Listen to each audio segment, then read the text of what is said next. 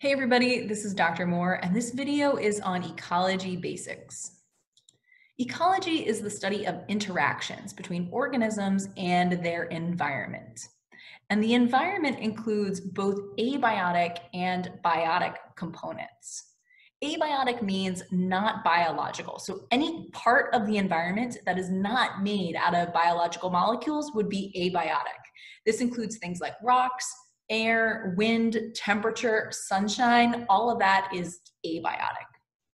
The biotic environment is biological, so anything that's made out of biological molecules. This includes living things and their dead and decomposing bodies. So mushrooms are biotic, so are raccoons, so is a dead log. So let's quiz ourselves. For each picture, you need to identify if it's showing something abiotic or biotic. How about a buffalo? A buffalo is biotic. It's a living thing. It's made out of biological molecules. Biotic. How about water running over rocks? Neither water nor rocks are made out of biological molecules. This is abiotic. How about a carcass or a dead animal? A carcass is biotic. It's dead, but it's made out of biological molecules. It is biotic. And how about dung or poop? Poop is biotic. Poop is the partially digested remains of some living thing that was eaten by the animal that produced the poop. Still biotic. So as I said, ecology is the interactions between the biotic and abiotic environment, and those interactions can go in any direction. The biotic environment can affect the abiotic environment can affect the biotic environment, and the biotic environment can affect itself, just like the abiotic environment can affect itself. So I'm going to give you one example of how the abiotic environment affects the biotic environment, and then it'll be your responsibility to come up with examples for the three other arrows in this diagram. All right, so the abiotic environment can affect the biotic environment, and this can be seen in the example of salinity or saltiness in the Chesapeake Bay affecting the distribution of oysters.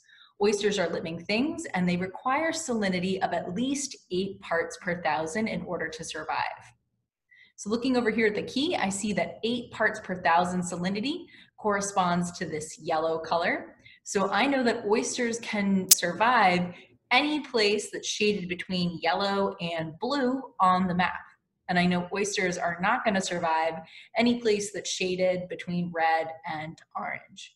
So that's an example of how the abiotic environment, or the saltiness of the Chesapeake Bay, affects the biotic environment, the distribution of oysters. Now it's your job to come up with examples for these other 3 arrows. In addition to dividing the environment into the abiotic and biotic components, we can also talk about ecological levels of organization. The smallest level of organization is one individual. So a fish is the smallest level of ecological organization.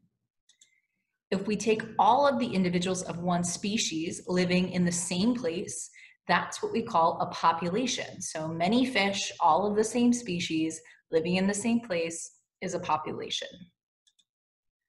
All species living in the same place forms a community. So this is many populations together. You can think of it as all of the biotic components of an ecosystem together makes up the community.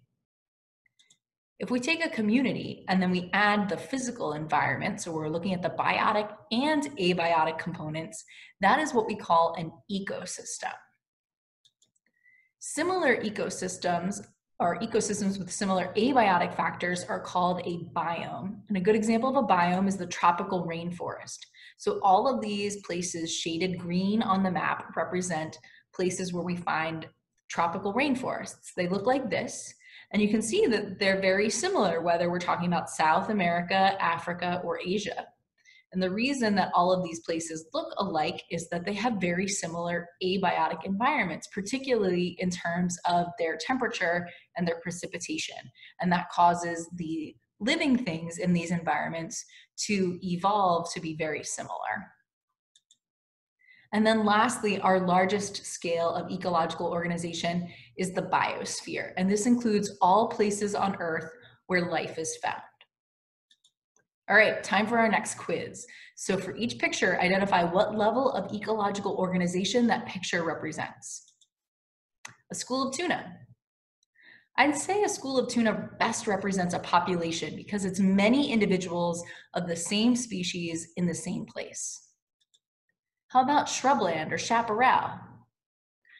Shrubland or chaparral are many different ecosystems around the world that have warm, dry summers and mild, rainy winters. That's a biome.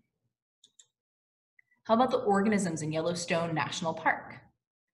This is a community. It's all of the living things that live in one place. And that concludes my video on ecology basics.